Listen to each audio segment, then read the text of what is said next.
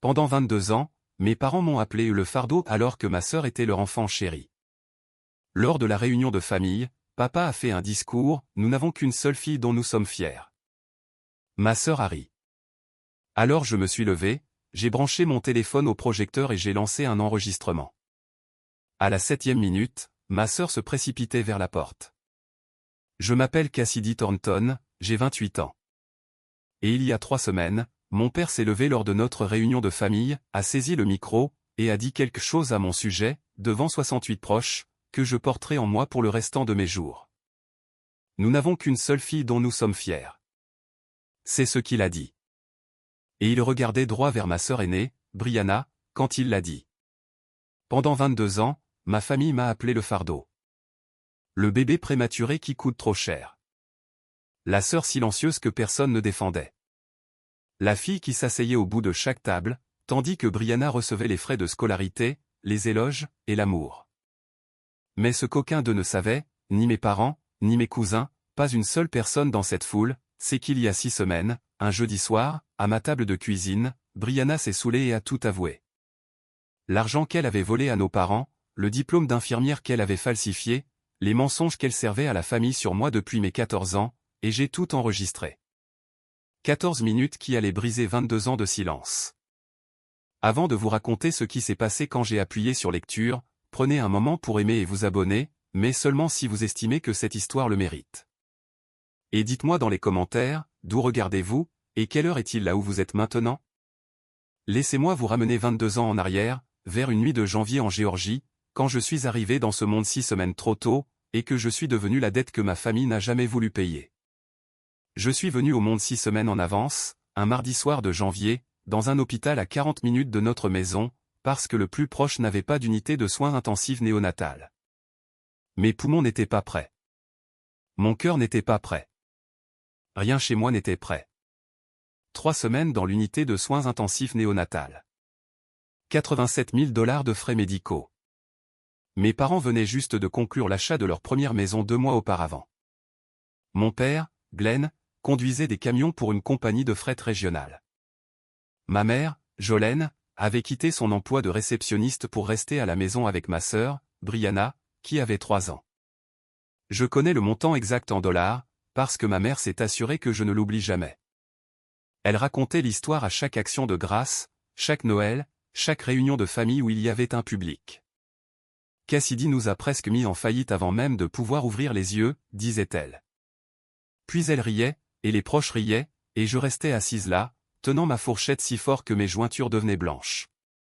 Quand je suis finalement rentré de l'hôpital, petite et fragile, enveloppée dans une couverture jaune, ma sœur, Brianna, m'a regardé dans mon berceau et a posé à notre mère une question qui est devenue la blague préférée de la famille Thornton pour les 2 décennies suivantes.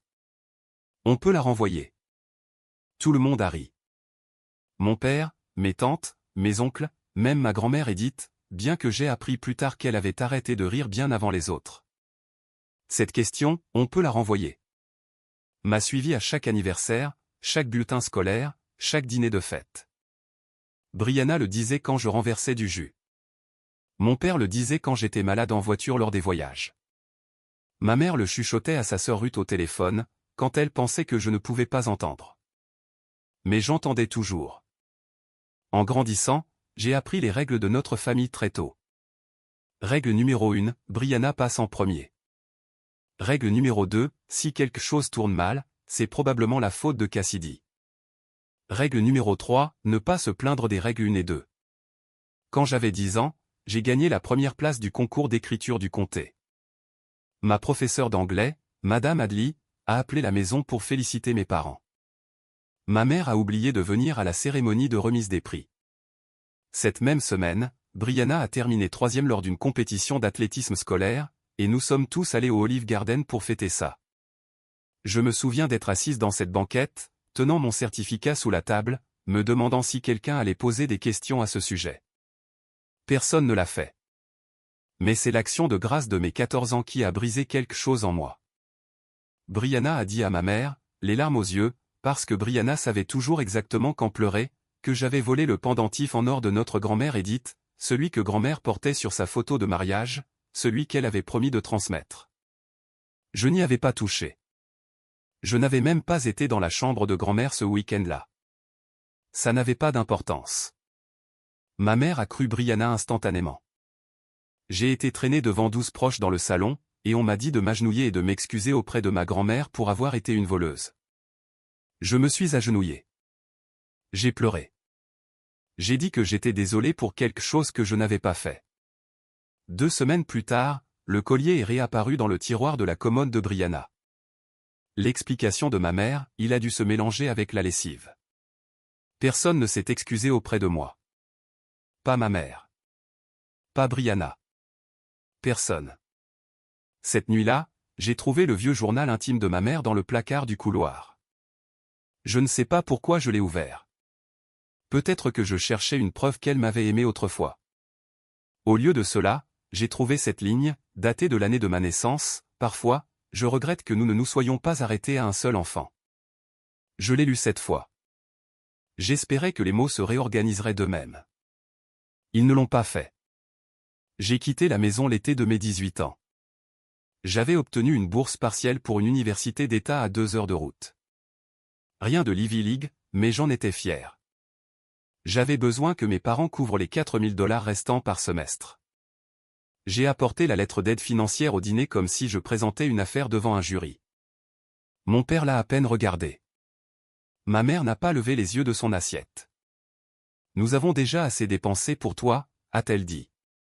Entre les factures d'hôpital, tes appareils dentaires, et cet inhalateur dont tu avais besoin chaque hiver, Cassidy, nous n'avons tout simplement pas l'argent. Ce même mois, mes parents ont fait un chèque pour la scolarité complète de Brianna dans un programme privé de soins infirmiers.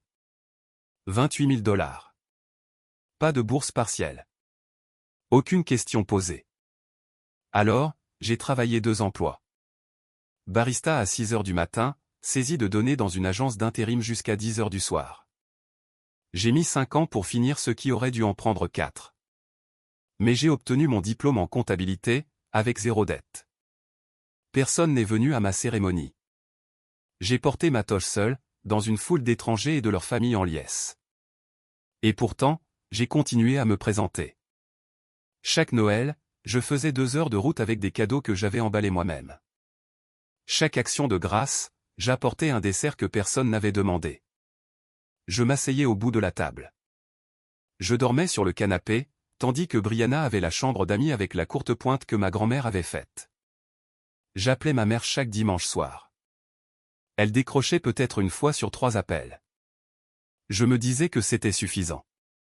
Que si je continuais simplement à essayer, quelque chose changerait, que l'amour était là, juste enfoui sous des années d'habitude, de stress financier et de vieux ressentiments. Je n'essayais pas de gagner leur amour. Je pensais que je l'avais déjà, juste piégé sous quelque chose que je n'avais pas encore trouvé comment déplacer, jusqu'à il y a 3 mois, quand j'ai découvert ce que ma sœur faisait vraiment dans le dos de tout le monde. Tout a commencé dans un café. Je prenais un latte avant le travail, un mardi, quand j'ai vu une femme me faire signe depuis une table au coin. Ça m'a pris 1 seconde. Puis je l'ai reconnue. Megan Holt. Elle et Brianna avaient suivi le même programme de soins infirmiers. Cassidy, c'est ça? La sœur de Brianna. Elle a tiré la chaise en face d'elle. Comment va Bri? Je ne l'ai pas vue depuis. Mon Dieu, le 1er semestre. J'ai failli la corriger. Brianna disait à la famille qu'elle était infirmière diplômée depuis 8 ans. Elle parlait des patients qu'elle avait sauvés, des quarts de nuit qui l'épuisaient, de la vocation qu'elle avait trouvée. 1er semestre, ai-je répété. Le visage de Megan a changé. Ouais, elle a arrêté de venir après octobre. J'ai imaginé qu'elle avait été transférée, mais... Elle a penché la tête. Attends, ta famille ne sait pas qu'elle a abandonné? J'ai posé mon café très soigneusement. J'ai juste supposé que tout le monde savait, a dit Megan doucement. J'ai conduit jusqu'au travail avec les mains tremblantes sur le volant. Cette nuit-là, je n'ai pas pu dormir. J'ai ouvert mon ordinateur portable et j'ai commencé à chercher. Le programme d'infirmière que Brianna avait suivi, il avait un registre public des diplômés. J'ai fait défiler chaque nom de son année. Brianna Thornton n'était pas sur la liste. J'ai creusé plus profondément. Mes parents avaient payé $28 000 pour ce programme. Quand un étudiant abandonne au premier semestre, l'école rembourse une partie des frais de scolarité, une partie importante. Brianna n'avait jamais rendu cet argent. Elle avait empoché le remboursement et dit à tout le monde qu'elle avait obtenu son diplôme. Pendant 8 ans, elle avait dit à nos parents, à notre grand-mère, à toute notre famille élargie qu'elle était infirmière, se présentant aux fêtes dans des tenues médicales achetées en ligne. Racontant des histoires qui semblaient vraies parce qu'elle les avait mémorisées à partir de séries médicales. Et personne, pas une seule personne, n'avait jamais pensé à vérifier. La deuxième découverte est venue de la propre bouche de ma mère. Environ 2 mois avant la réunion, j'étais lors d'un de ces rares appels du dimanche où Jolène décrochait réellement. Elle semblait fatiguée, distraite. Au milieu de notre conversation, si on pouvait appeler ça ainsi, elle a marmonné quelque chose que je n'étais pas censé capter. Le fonds de retraite de ton père semble maigre. Je ne comprends pas. Le marché va bien. Je suis comptable. Je remarque les chiffres comme la plupart des gens remarquent la météo. Quelque chose dans son ton a piqué mon attention, et j'ai demandé, nonchalamment, prudemment, si elle avait regardé les relevés récemment. Brianna gère tout ça. Maman a dit qu'elle avait configuré l'accès en ligne pour nous. Elle est si douée avec ces trucs. Tu sais, étant dans la santé, elle comprend les finances. J'ai mordu ma langue si fort que j'ai senti le goût du cuivre. Cette nuit-là, j'ai fait quelque chose dont je ne suis pas fier. J'ai appelé l'ancienne ligne fixe de mon père et je l'ai guidé pour qu'il ouvre son compte de retraite en ligne. Il ne savait pas que je vérifiais. Je lui ai dit que je voulais juste m'assurer que ses informations de bénéficiaire étaient à jour. Les chiffres racontaient une histoire que ma famille ne raconterait jamais. Sur 4 ans, 40 000 $ avaient été transférés hors du compte de retraite de mes parents, par petits montants irréguliers. 2 000 par-ci, 3 500 par-là, vers un compte chèque externe. Le numéro de routage correspondait à une banque dans la ville de Brianna. J'ai fixé l'écran jusqu'à ce que ma vision se brouille. Puis j'ai appelé ma mère.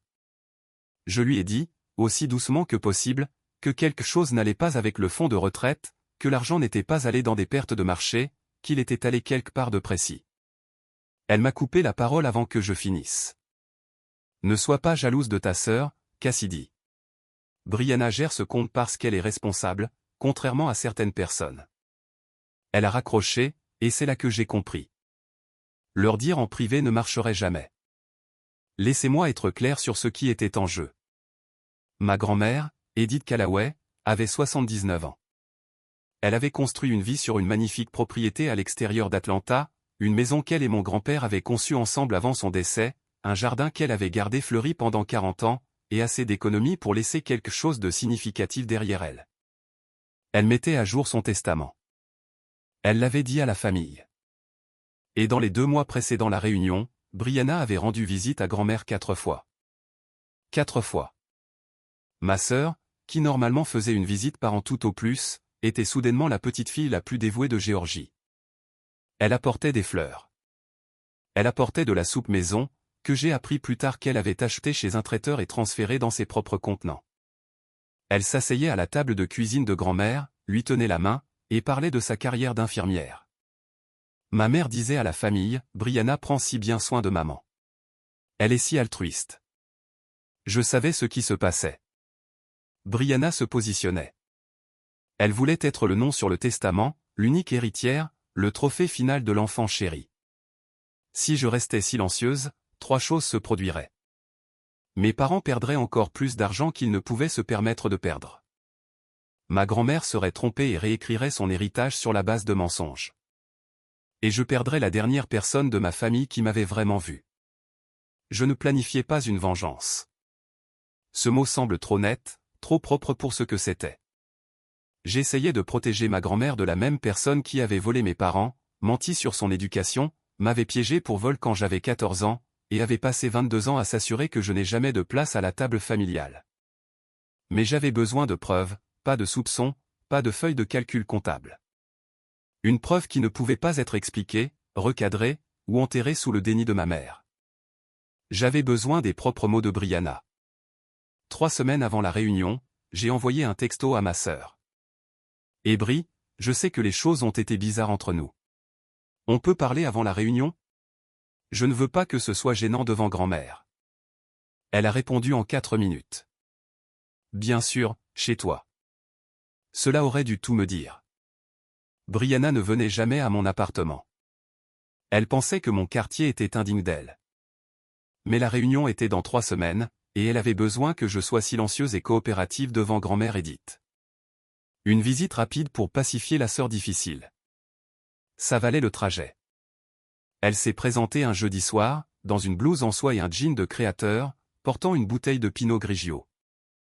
Elle m'a serré dans ses bras à la porte, fort, de manière théâtrale, et a immédiatement commencé à scanner mon appartement avec ce regard apitoyé qu'elle avait perfectionné. C'est douillet, a-t-elle dit. Le mot dégoulinait. J'ai ouvert le vin. J'ai versé son verre plus plein que le mien. J'ai posé mon téléphone sur l'étagère derrière nous, écran vers le bas, l'application d'enregistrement en marche. La Géorgie est un État à consentement unique. J'étais cette partie. Nous nous sommes assises à ma table de cuisine et j'ai commencé petit. Alors, comment va le travail? L'hôpital te tient occupé?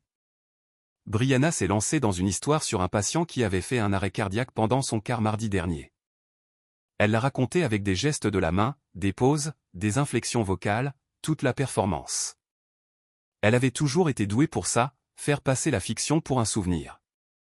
Je l'ai laissé finir. Puis j'ai dit, aussi nonchalamment que je le pouvais, c'est faux. Et, j'ai croisé Megan Holt le mois dernier, ton ancienne camarade de classe. Elle a dit quelque chose d'un peu bizarre. Le verre de vin de Brianna s'est arrêté à mi-chemin de ses lèvres. Megan parle trop, a-t-elle dit. Sa voix a baissé d'une demi-octave. Et j'ai su que le masque avait une fissure. Je n'ai pas insisté immédiatement. J'ai versé plus de vin. J'ai laissé le silence agir. Brianna a fini son 2e verre, puis son 3e.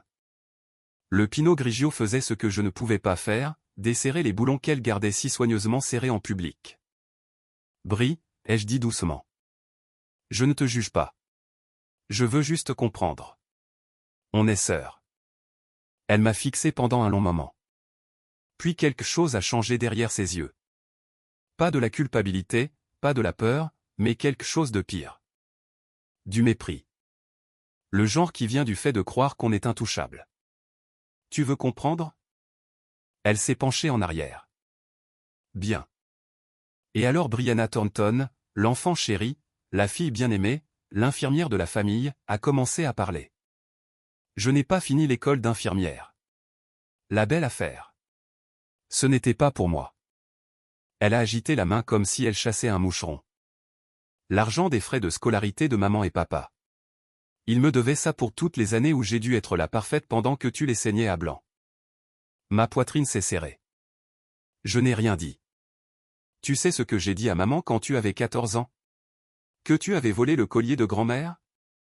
Elle a souri. Elle a vraiment souri. Je l'ai pris. J'avais besoin qu'il disparaisse pour l'action de grâce pour que tu aies l'air coupable. Et ça a marché à tous les coups. Elle s'est versé un autre verre. Sa main était stable. Sa conscience était claire.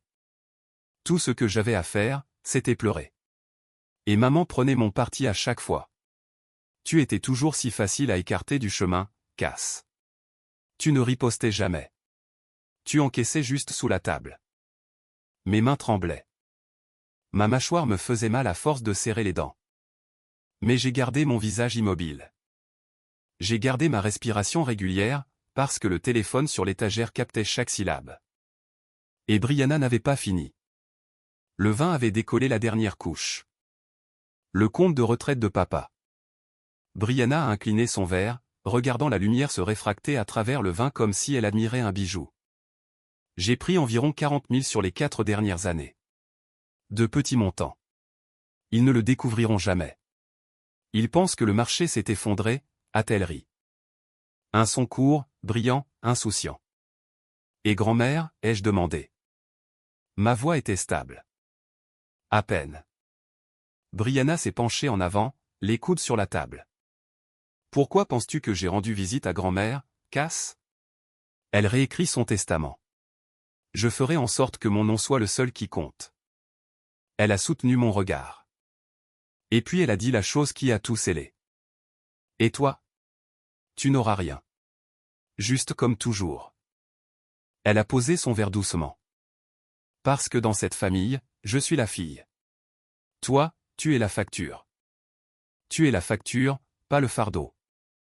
La facture, comme si j'étais une dette qu'il n'avait jamais voulu payer. Brianna a bâillé 15 minutes plus tard et s'est endormie sur mon canapé, avec ses chaussures encore aux pieds. J'ai tiré une couverture sur elle, parce que même là, même après tout ça, elle était encore ma sœur et je ne savais pas quoi faire d'autre de ça. Puis je suis allé à la cuisine. Je me suis assise dans le noir. J'ai pris mon téléphone et j'ai arrêté l'enregistrement.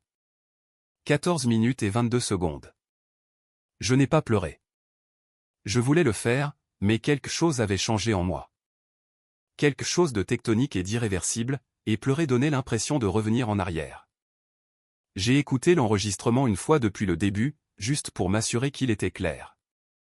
La voix de Brianna est sortie du haut-parleur, tranchante et certaine. Tu étais toujours si facile à écarter du chemin, 14 minutes. C'est tout ce qu'il a fallu pour que 22 ans de mensonges s'effondrent dans un fichier sur mon téléphone. La question n'était plus si, c'était quand et où.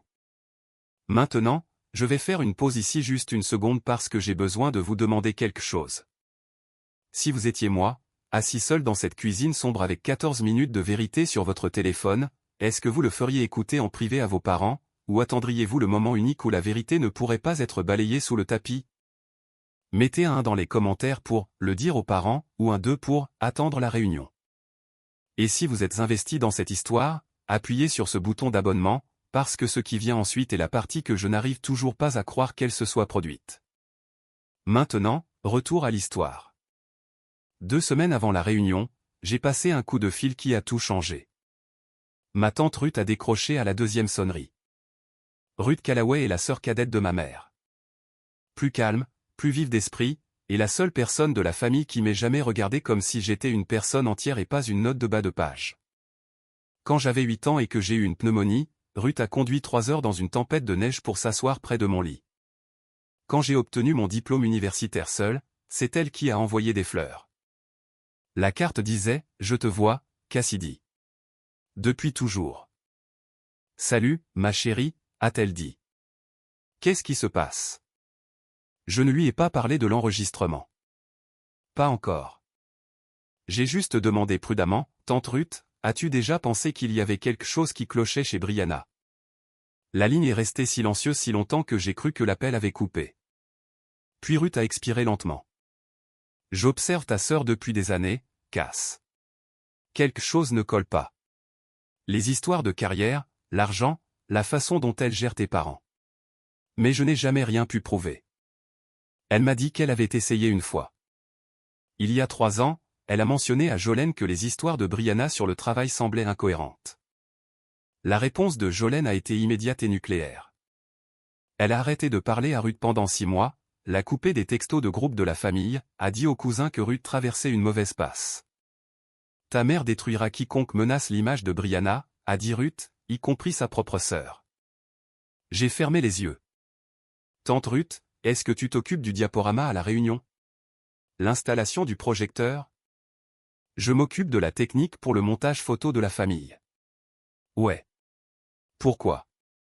Si j'avais besoin de connecter un téléphone à ce projecteur, est-ce que ce serait possible? Silence à nouveau. Puis, c'est juste un adaptateur HDMI. Cassidy, qu'est-ce que tu prépares? J'ai peut-être quelque chose que la famille a besoin d'entendre, ai-je fait une pause. Je pouvais entendre sa respiration. Je ne sais pas ce que tu as, a-t-elle dit finalement. Mais je te fais confiance. Je m'occuperai de faire fonctionner l'équipement. 10 jours avant la réunion, une enveloppe manuscrite est arrivée à mon appartement. Le papier à lettres était couleur crème, l'écriture tremblante mais délibérée. Celle de ma grand-mère Edith. Elle écrivait encore des lettres à la main. Elle disait que le courriel était pour les gens pressés, et qu'elle avait gagné le droit de prendre son temps. Ma chère Cassidy, disait la lettre. La réunion est le 19 juillet. Je veux mes 2 petites filles là-bas. Je veux voir ton visage. S'il te plaît, viens. Amour, grand-mère. J'ai tenu cette lettre contre ma poitrine comme si c'était quelque chose de fragile. 20 minutes plus tard, mon téléphone a sonné. « Maman, tu as reçu l'invitation » a dit Jolene, ce n'était pas une question. Je l'ai reçue. Bien. Maintenant écoute. Sa voix a changé pour prendre le ton que je connaissais par cœur. Le ton managérial, celui qui faisait passer les instructions pour des faveurs. Tu es invité, mais tiens-toi bien. Brianna va faire un discours sur sa carrière d'infirmière, et ton père va dire quelques mots. Reste juste assise, souris, et sois reconnaissante d'être incluse. J'ai serré le téléphone plus fort. Je serai là, maman. Et porte quelque chose de décent, Cassidy. La dernière fois, tu avais l'air de ne même pas avoir fait d'effort. Je n'ai rien dit. Oh, et maman va faire de grandes annonces à la réunion, a ajouté Jolene presque nonchalamment. Des décisions familiales, importantes, alors ne ramène pas tout à toi. Elle a raccroché avant que je puisse répondre. Elle le faisait toujours. Je me suis assise sur le bord de mon lit et j'ai lu la lettre de grand-mère édite une fois de plus. Puis j'ai ouvert mon placard et j'ai regardé la robe blanche que je gardais pour quelque chose que je ne pouvais pas nommer, quelque chose qui comptait. C'était la scène de Brianna. Mes parents avaient distribué les rôles. Elle était la star. J'étais la figurante en arrière-plan qui devrait être reconnaissante d'avoir un siège. Mais j'en avais fini avec leur scénario. J'apportais mon téléphone et ma propre histoire. La veille de la réunion, je me suis assise sur le sol de mon salon, avec mon téléphone et une paire d'écouteurs, et j'ai écouté l'enregistrement une fois de plus. La voix de Brianna remplissait mes oreilles, proche, claire et cruelle. Tu étais toujours si facile à écarter du chemin. Je me suis entendu demander pour grand-mère, ma voix mince et prudente. Et puis, Brianna, tu n'auras rien. Juste comme toujours. Mes mains tremblaient quand j'ai retiré les écouteurs. J'ai failli l'effacer. Je veux que vous le sachiez. Mon pouce a plané sur l'icône de la corbeille pendant 10 secondes entières. Et chaque année de conditionnement me hurlait de garder la paix, d'avaler la couleuvre, d'être la bonne fille qui ne cause jamais de problème. Mais ensuite, j'ai pensé à la lettre de ma grand-mère. Je veux voir ton visage. J'ai pensé au compte de retraite de mon père, saignant silencieusement depuis 4 ans. J'ai pensé à moi à 14 ans, agenouillé sur le sol d'un salon, m'excusant pour un vol qu'elle n'avait pas commis. J'ai mis le téléphone dans mon sac. Ce soir-là, j'ai appelé tante Ruth une dernière fois. Le projecteur est prêt. Adaptateur HDMI, haut-parleurs externes, tout est prêt pour le diaporama, a-t-elle dit. Cassidy, peu importe ce que tu fais, tu es sûr? Je suis sûr. Une longue pause. Alors je ferai en sorte que ça marche. Tu n'as qu'à te brancher. Après avoir raccroché, j'ai écrit une lettre à ma grand-mère. Courte, honnête. Je l'ai scellée dans une enveloppe et glissée dans mon sac à côté du téléphone. Elle disait, « Grand-mère, je suis désolé si ce qui se passe demain te blesse, mais tu m'as toujours appris que la vérité compte plus que le confort. J'espère que tu crois encore à ça. » Je n'ai pas dormi cette nuit-là, mais pour la première fois depuis des années, je n'avais pas peur de ce que le matin apporterait. J'étais prête. Le domaine Callaway s'étendait sur 3 acres de verdure vallonnés en Géorgie, à 20 minutes d'Atlanta, enveloppé de vieux magnolias et d'une clôture blanche que mon grand-père peignait chaque printemps jusqu'à l'année de sa mort. Grand-mère Edith y organisait la réunion de famille tous les 5 ans. Celle-ci était la plus grande. 68 personnes réparties sur 4 générations de Callaway et de Thornton. De longues tables de banquet drapées de tissu blanc s'étendaient sur la pelouse arrière. Des guirlandes lumineuses pendaient entre les magnolias, attendant le crépuscule. Un écran de projection se tenait près de la table principale, déjà installé pour le diaporama de photos de famille, l'œuvre de tante Ruth. Je suis arrivé tôt, robe blanche, cheveux lâchés, téléphone dans ma pochette, le cœur dans la gorge. Tante Ruth ajustait les câbles des haut-parleurs près du projecteur. Quand elle m'a vu, elle a hoché la tête une fois, calme, stable. Elle a incliné la tête vers l'adaptateur HDMI posé sur le bord de la table technique. J'ai compris. Les invités sont arrivés au compte-gouttes au cours de l'heure suivante. Des cousins que je n'avais pas vus depuis des années. Des grands-tantes qui me pinçaient les joues. Oncle Franck avec son rire tonitruant. Des enfants qui se poursuivaient autour des chaises de jardin. Puis Brianna est arrivée. Robe rouge, talons coûteux, maquillage complet. Elle flottait à travers la foule comme une célébrité à une avant-première.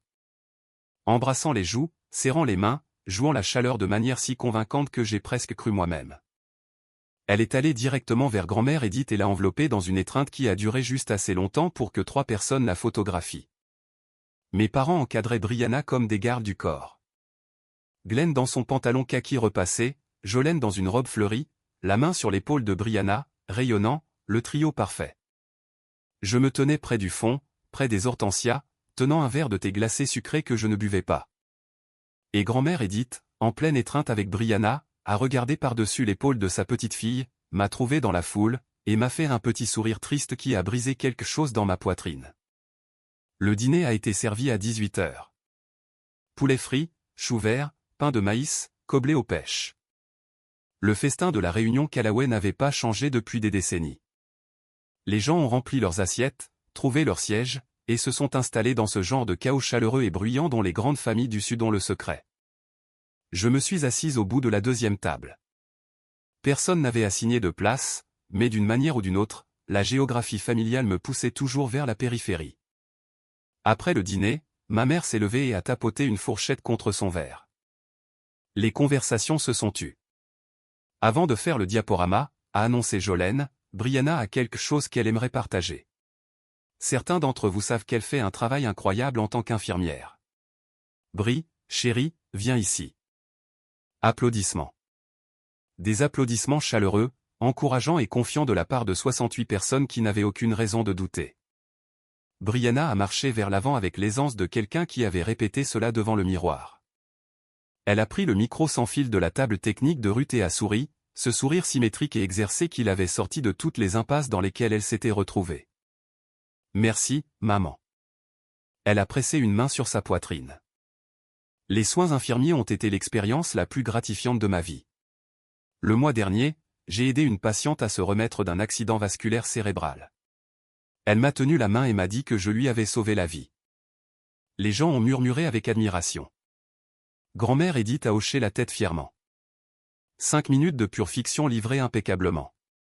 Quand Brianna a fini, elle a eu droit à une ovation debout de la part de la table d'honneur. Ma mère pleurait, le genre de larme unique et gracieuse qu'elle avait perfectionné à l'église. Puis une grand-tante à ma table s'est penchée et m'a tapoté le bras. « Et que fais-tu, ma chérie ?» Avant que je puisse répondre, la voix de ma mère a coupé à travers la pelouse. « Cassidy travaille dans la comptabilité, » a dit Jolene. « Quelque part. » Des rires épars. Brianna a souri dans son verre de vin. J'ai senti mon visage brûler, mais j'ai gardé mes mains à plat sur la table. Pas encore. Le soleil descendait derrière les magnolias quand mon père s'est levé. Glenn Thornton n'était pas un orateur né. C'était un homme calme, qui avait passé sa vie à conduire des camions, à regarder ESPN, et à être d'accord avec tout ce que Jolene lui disait être vrai. Mais ce soir, Jolene lui avait donné un script, et il lisait sur un morceau de papier plié qu'elle avait glissé dans la poche de sa chemise avant le dîner. « Je tiens à remercier tout le monde d'être ici », a-t-il commencé. Sa voix était mince à travers le micro. Cette famille signifie tout pour nous. Il a fait une pause, a regardé Brianna, qui était assise à la table d'honneur à côté de grand-mère Edith. Jolene et moi. Il a dégluti. Nous n'avons qu'une seule fille dont nous sommes vraiment fiers. La pelouse est devenue immobile. Brianna, tu es notre plus grande réussite. Tout ce que tu as fait, ta carrière, ton cœur, la façon dont tu prends soin de cette famille.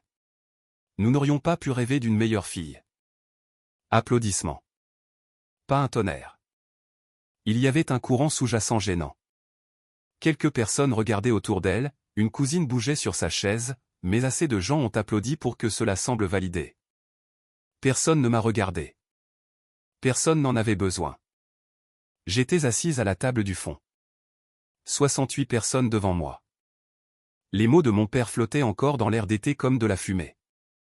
Nous n'avons qu'une seule fille dont nous sommes vraiment fiers. Il ne s'était pas trompé. Il n'avait pas été ambigu. Il avait dit, devant chaque tante, oncle, cousin et grands-parents de notre famille, que je ne comptais pas. Ma grand-mère Edith s'est tournée lentement sur sa chaise, m'a trouvé, a vu la rougeur dans mes yeux, Et son front s'est plissé avec quelque chose que je n'avais pas vu chez elle depuis des années, de l'alarme. J'ai placé ma main sur ma pochette, sentant le bordure de mon téléphone à travers le tissu. 22 ans. Je me suis levé. Je ne me suis pas précipité. Je n'ai pas fait d'éclat. Je me suis levé de ma chaise, de la façon dont on se lève quand on a enfin pris une décision qu'on retourne dans sa tête depuis des semaines. Lentement, délibérément, comme si la gravité avait changé de direction et que se lever était la seule chose qui avait encore du sens. Des têtes se sont tournées. Quelques cousins ont chuchoté. Ma mère l'a remarqué en premier. Cassidy. La voix de Jolene était tranchante et basse. Assieds-toi. Qu'est-ce que tu fais? Je n'ai pas répondu. J'ai marché entre les deux tables de banquet. 68 visages me suivaient comme si je traversais une scène. Les guirlandes lumineuses s'étaient allumées. L'air sentait le coblé aux pêches et l'herbe fraîchement coupée. Et mon rythme cardiaque était si fort que je pouvais le sentir au bout de mes doigts. Brianna me regardait depuis la table d'honneur. Son verre de vin figé à mi-chemin vers sa bouche. De la confusion d'abord, puis du soupçon, puis quelque chose que je n'avais jamais vu sur le visage de ma sœur auparavant. Une lueur de peur. J'ai atteint la table technique. Tante Ruth se tenait à côté du projecteur, les bras le long du corps. Elle n'a pas posé de questions. Elle n'en avait pas besoin. Elle a ramassé l'adaptateur HDMI et me l'a tendu. J'ai sorti mon téléphone de ma pochette, je l'ai branché. L'écran du projecteur s'est allumé derrière moi. Une lueur blanche remplaçant le diaporama familial figé. Mon père s'est avancé. Cassidy, ce n'est pas le moment. En fait, papa, je l'ai regardé fixement. C'est exactement le moment. J'ai ouvert le fichier audio. 14 minutes et 22 secondes. L'horodatage sur l'écran était visible pour tout le monde. Mon pouce a appuyé sur lecture. Et puis la voix de Brianna, forte, claire, incomparable, s'est déversée des haut-parleurs extérieurs et à travers la pelouse où 68 membres de notre famille étaient assis dans la fraîcheur du soir géorgien.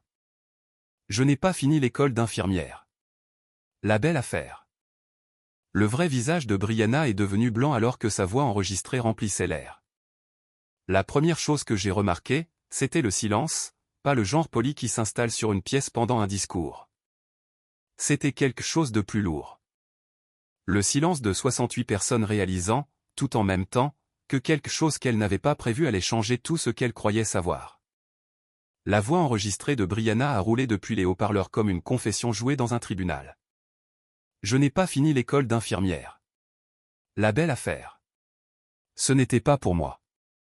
L'argent des frais de scolarité de maman et papa. Ils me devaient ça pour toutes les années où j'ai dû être la parfaite.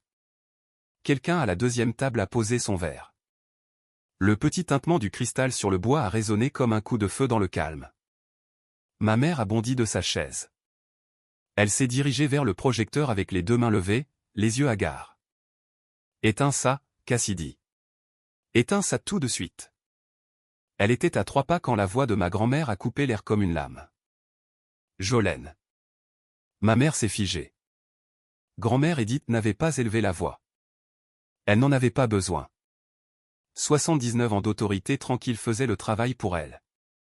Elle a agrippé le bras de sa chaise et a regardé sa fille avec une expression que je n'avais jamais vue sur son visage.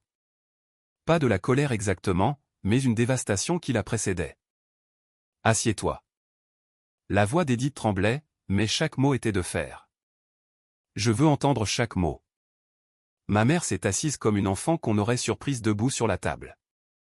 Brianna était debout maintenant, les mains tremblantes, la robe rouge soudain trop vive contre son visage cendré.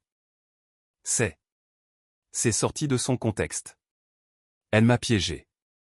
Elle aime. Mais l'enregistrement se fichait du contexte. L'enregistrement continuait simplement.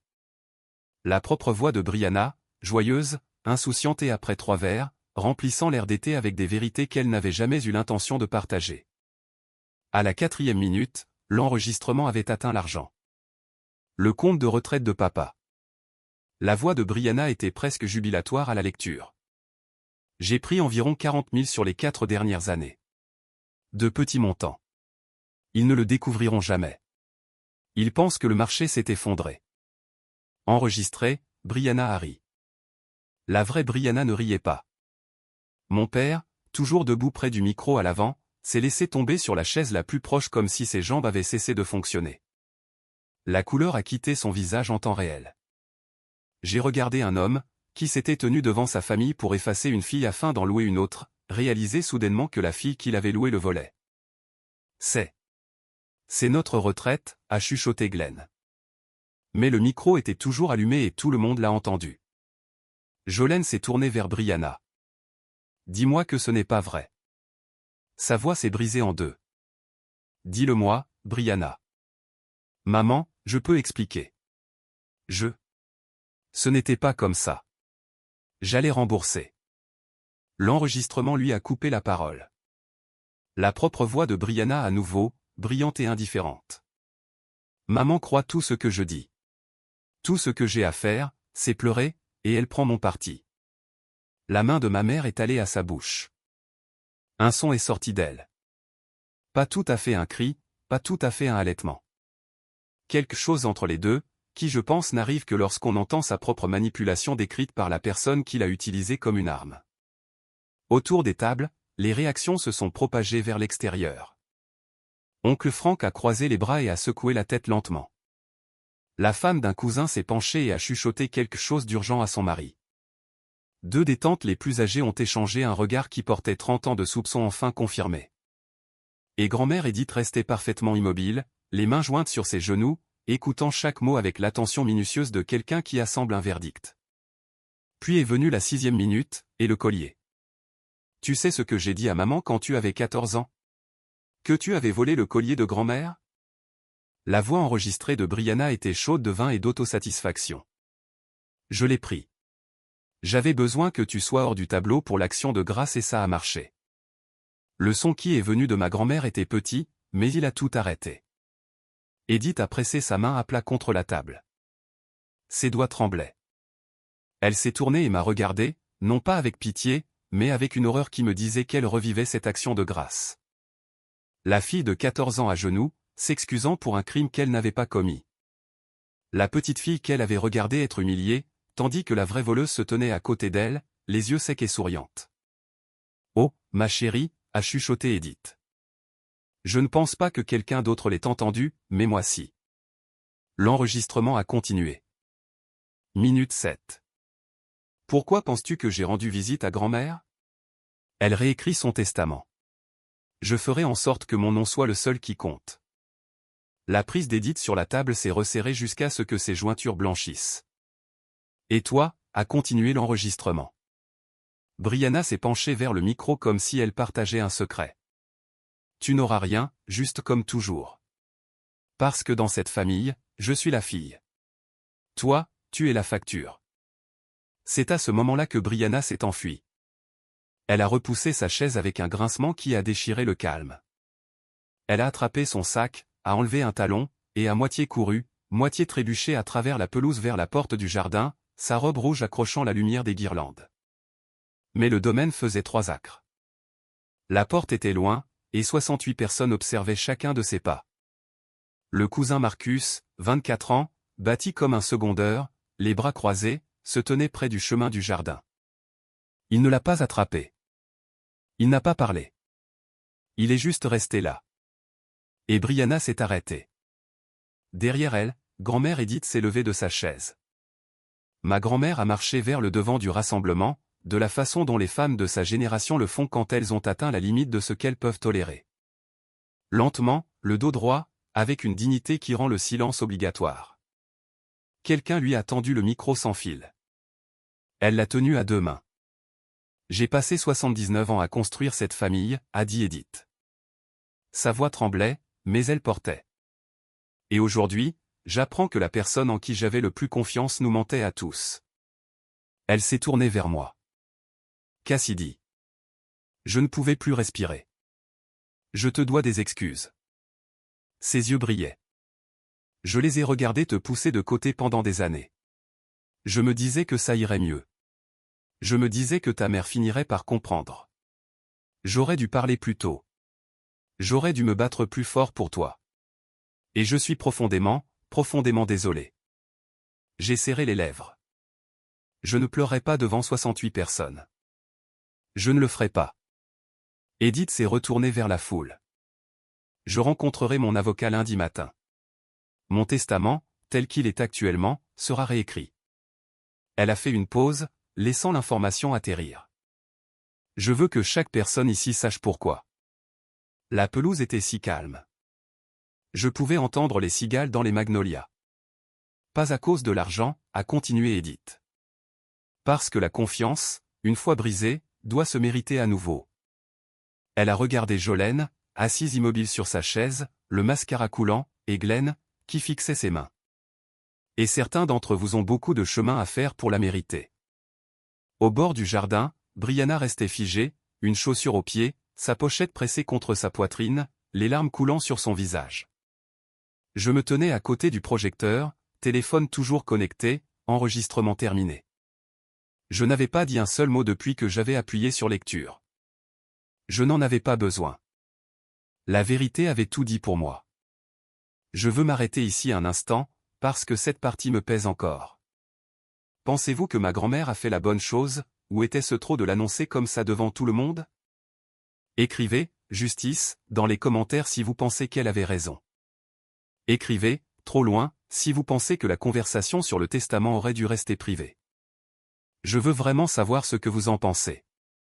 Et si vous n'êtes pas encore abonné, nous n'avons pas fini. Il y a encore des retombées dont je dois vous parler. Laissez-moi continuer. La réunion ne s'est pas terminée. Elle s'est fracturée. Après l'annonce de grand-mère Edith, le rassemblement s'est divisé comme une cellule. Personne n'est parti. C'était trop sismique pour s'en aller, mais la pelouse s'est réorganisée en groupes, chacun traitant un morceau différent de ce qui venait de se passer. Les parents plus âgés, oncle Franck, tante Loi, les grandes-tantes qui se souvenaient du défunt mari d'Edith, se sont rassemblées autour de ma grand-mère comme un anneau protecteur. Franck a posé sa main sur l'épaule d'Edith et a dit, bas mais audible, nous sommes derrière toi, Edith. Quoi que tu aies besoin. Un groupe de cousins plus jeunes a dérivé vers moi, pas accusateur, pas en train de célébrer, juste présent. Ma cousine Danielle, à qui je n'avais pas parlé depuis 3 ans, a touché mon coude. Depuis combien de temps le savais-tu, a-t-elle demandé. Pas de jugement, juste une envie de comprendre. Et Brianna est revenue. Elle a traversé la pelouse avec du mascara strié jusqu'à la mâchoire, et sa voix perchée dans ce registre exact qu'elle avait utilisé toute sa vie pour échapper aux conséquences. Cet enregistrement a été manipulé, a-t-elle dit à quiconque voulait l'entendre. Elle m'a piégé. Elle m'a fait boire. C'est un guet-apens. La plupart des gens ont détourné le regard. Quelques-uns ont secoué la tête. Puis tante Ruth a parlé. Elle s'était tenue tranquillement près de la table du projecteur tout ce temps, les bras croisés, observant. Maintenant, elle s'avançait. Brianna, a dit Ruth, calme comme un lac. J'ai des doutes sur toi depuis 3 ans. Je l'ai dit à ta mère et elle m'a coupé de la famille pour ça. Elle a regardé autour de la pelouse. L'enregistrement n'a fait que confirmer ce que je savais déjà. Jolene, silencieuse jusqu'à présent, s'est tournée vers moi. Sa voix était à vif. Comment as-tu pu faire ça à ta famille, Cassidy? J'ai regardé ma mère. 22 ans de mots ravalés étaient coincés dans ma gorge. Je n'ai pas fait ça, maman. C'est Brianna. J'ai juste arrêté de le cacher. J'ai trouvé un endroit calme au bord du jardin, près du banc en pierre où grand-mère me faisait la lecture quand j'étais assez petite pour m'asseoir sur ses genoux. Le bruit de la fête était derrière moi. Des fragments de conversations urgentes. L'enfant de quelqu'un demandant pourquoi tante Brianna pleurait. Le cliquetis de la vaisselle débarrassée par des gens qui avaient besoin de faire quelque chose de leurs mains. Mon père m'a trouvé là. Glenn se tenait à quelques mètres, les mains dans les poches, regardant le sol. Ses yeux étaient enflés. Il ne ressemblait pas à un homme qui venait de faire un discours. Il ressemblait à un homme à qui on venait d'en faire un. Est-ce que j'ai vraiment dit ça? Sa voix était rauque. Que nous n'avons qu'une seule fille. Tu l'as dit devant 68 personnes, papa. Il a grimacé comme si j'avais touché une brûlure. Ta mère. Elle a écrit ces mots. Elle a mis le papier dans ma poche et m'a dit quoi dire. Et tu as choisi de les lire. Il n'a pas argumenté. Il n'a pas essayé de détourner le sujet.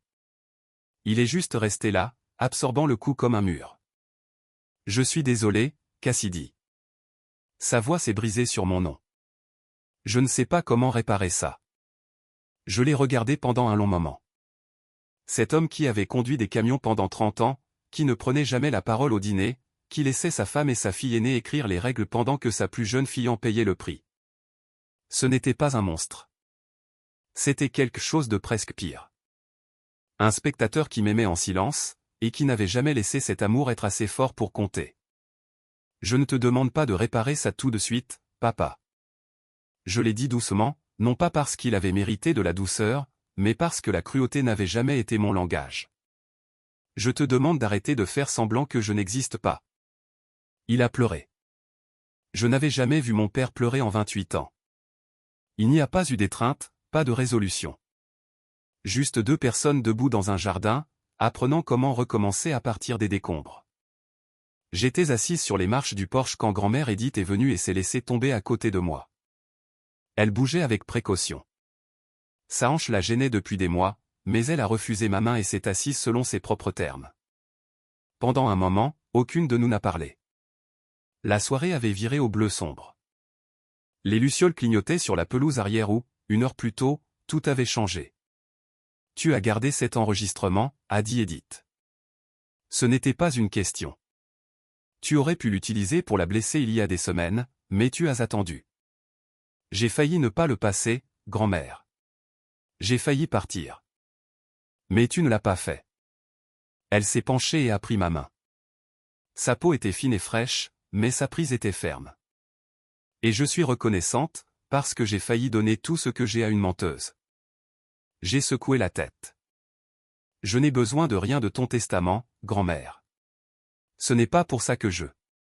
Chut. Elle a serré ma main. Il ne s'agit pas de ce dont tu as besoin. Il s'agit de ce que tu mérites, et de ce qui est juste. Elle a regardé le jardin où les guirlandes lumineuses se balançaient dans la brise du soir. Les invités commençaient à partir. Des adieux lents et calmes au lieu des bruyants adieux habituels des Callaway. Je vois mon avocat lundi, a-t-elle dit. La part de Brianna ira dans un fonds de fiducie. Elle pourra y accéder quand elle aura remboursé chaque centime volé à tes parents et qu'elle sera devenue honnête sur sa vie. Pas avant. Puis elle m'a dit quelque chose qui m'a coupé le souffle. J'ai mis ton nom dans mon testament il y a 30 ans, Cassidy. Quand tu es né. Ta mère m'a demandé de l'enlever quand tu avais 6 ans. Elle a fait une pause. J'ai refusé, mais j'ai arrêté d'en parler pour garder la paix. Elle m'a regardé avec des yeux humides. Je n'aurais jamais dû me taire. C'est par le silence que cette famille en est arrivée là. Une semaine après la réunion, les retombées ne ralentissaient pas. Elles s'aggravaient.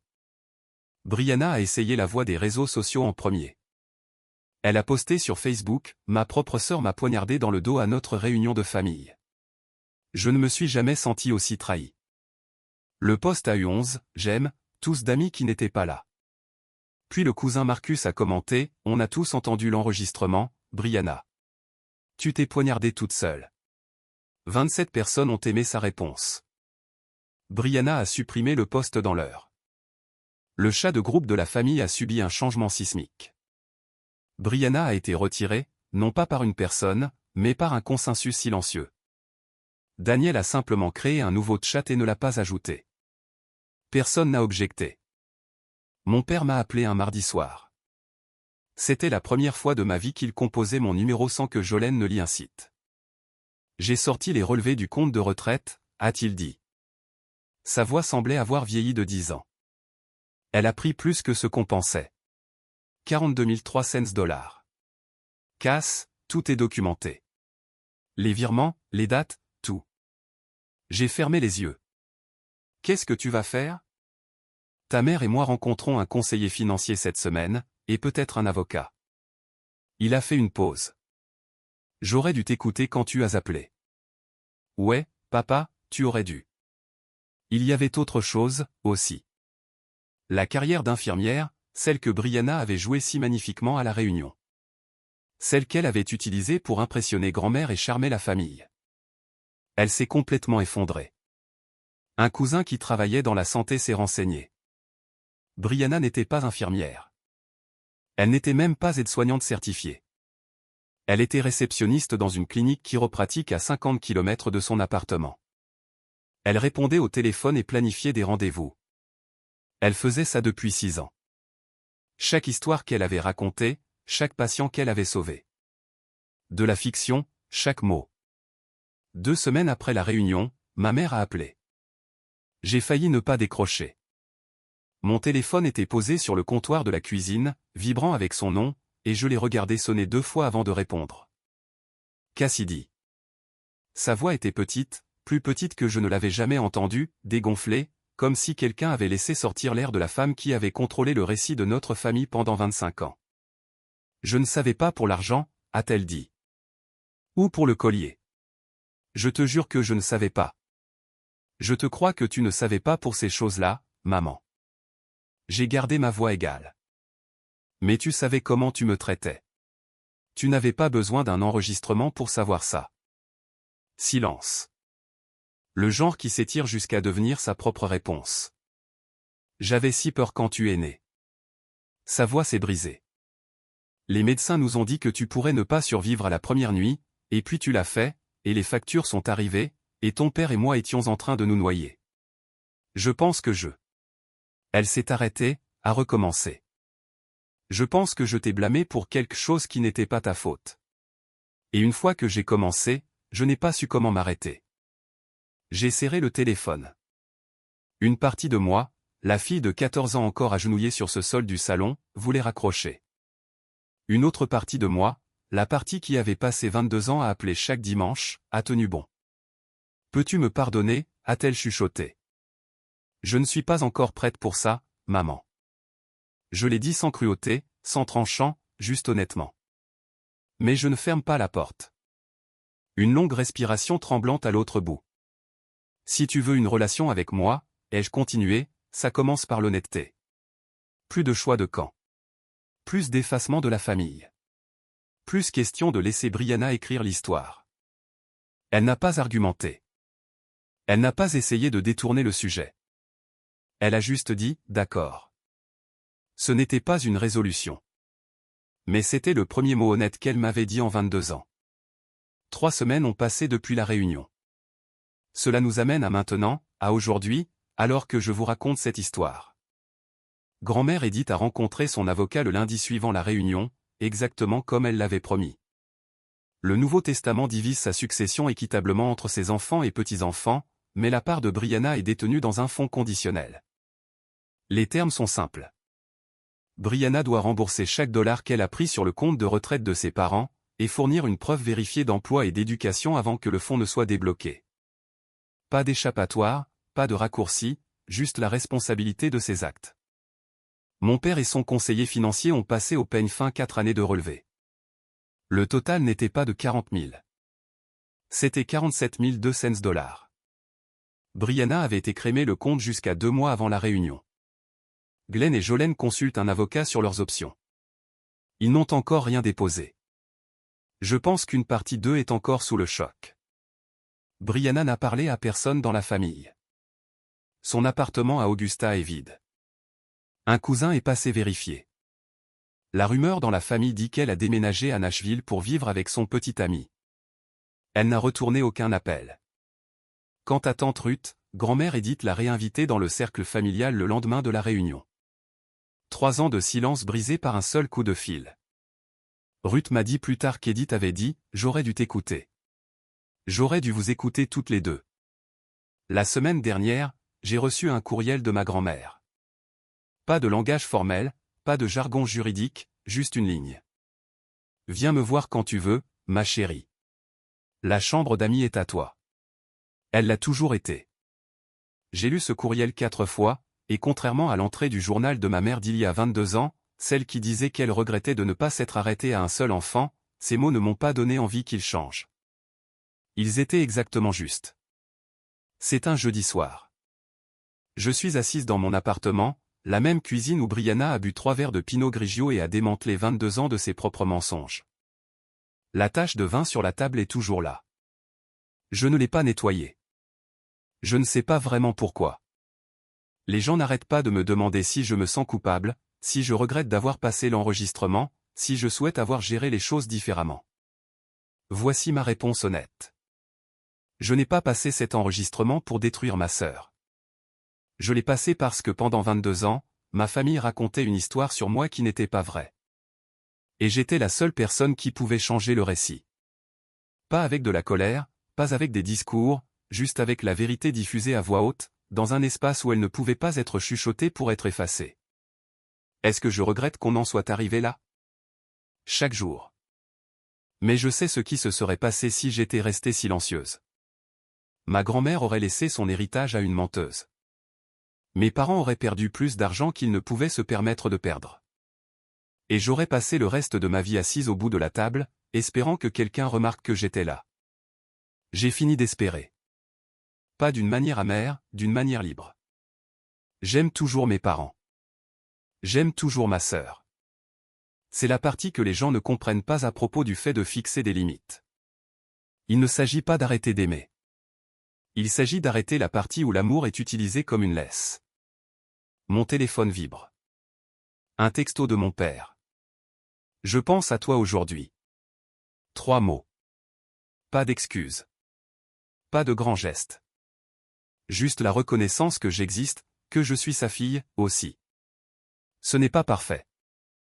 Ce n'est pas la famille que je souhaitais quand j'avais 10 ans, pressant un certificat de concours d'écriture contre ma poitrine dans un auditorium vide. Mais c'est réel, et réel, c'est suffisant pour le moment. Samedi dernier, j'ai conduit jusqu'au domaine de grand-mère Edith. Les tables de la réunion avaient disparu. Le projecteur était rangé. Les guirlandes lumineuses pendaient toujours entre les magnolias, mais elles étaient éteintes maintenant, juste de fins fils sombres contre le ciel de Géorgie. Grand-mère attendait sur le porche dans sa chaise à bascule, un pichet de thé glacé transpirant sur la table d'appoint. Elle a fait un signe de la main quand elle a vu ma voiture tourner dans l'allée. Et quelque chose dans ce signe de la main, petit, impatient, comme un enfant repérant un ami à l'école, a fait mal à ma poitrine de la meilleure façon possible. Je me suis assise à côté d'elle. Nous n'avons pas parlé de Brianna. Nous n'avons pas parlé de l'enregistrement, ou du testament, ou de l'appel de ma mère. Nous avons parlé de son jardin. Les hortensias fleurissaient tard cette année. Nous avons parlé de mon travail. On m'avait offert une petite augmentation, et elle a battu des mains comme si j'avais gagné un Oscar. Nous avons parlé de mon chat, Penny, qui avait appris à ouvrir le placard de la cuisine pour voler des friandises. Grand-mère a ri à ça. Un vrai rire, le genre qui plissait tout son visage et lui faisait attraper mon bras pour se stabiliser. « Parle-moi de ta vie, ma chérie », a-t-elle dit finalement. La vraie version, pas celle que ta mère éditait. Alors, je l'ai fait. Je lui ai parlé de mon appartement, de mes courses matinales, du club de lecture que j'avais rejoint, de l'ami qui m'avait appris à faire du pain au levain. De petites choses, des choses vraies. « Tu as l'air heureuse », a-t-elle dit. J'y arrive, grand-mère. Nous sommes restés assis sur ce porche jusqu'à ce que les lucioles sortent. Pas de drame, pas de public, pas de performance. Juste une grand-mère et sa petite-fille, rattrapant 22 ans de conversation qu'elles auraient dû avoir il y a longtemps. J'ai passé 22 ans à être leur fardeau. Mais il s'avère que la chose la plus lourde que j'ai jamais portée n'était pas leur déception. C'était mon propre silence. Et je l'ai enfin posé. Avant de partir, voici quelque chose que toute cette expérience m'a apprise. 1. Le silence ne préserve pas la paix. Il laisse juste la voix la plus forte de la pièce écrire l'histoire. 2. Protéger quelqu'un de la vérité, ce n'est pas de l'amour. C'est du contrôle portant une plus jolie tenue. Et 3. Vous n'avez besoin de la permission de personne pour arrêter d'être invisible. Si quoi que ce soit de tout cela vous a touché, si vous avez déjà été le bouc émissaire de la famille, celui qu'on néglige, la personne qui continuait à se présenter même quand personne ne lui gardait une place, je veux que vous sachiez que vous n'êtes pas seul. Laissez un commentaire et racontez-moi votre histoire. Je les lis tous. Et si vous voulez plus d'histoires comme celle-ci, j'ai mis en lien quelques-unes de mes préférées dans la description ci-dessous. Appuyez sur s'abonner et touchez cette cloche pour ne pas manquer la prochaine. Merci d'être ici. Merci d'avoir écouté. Ça signifie plus que vous ne le pensez.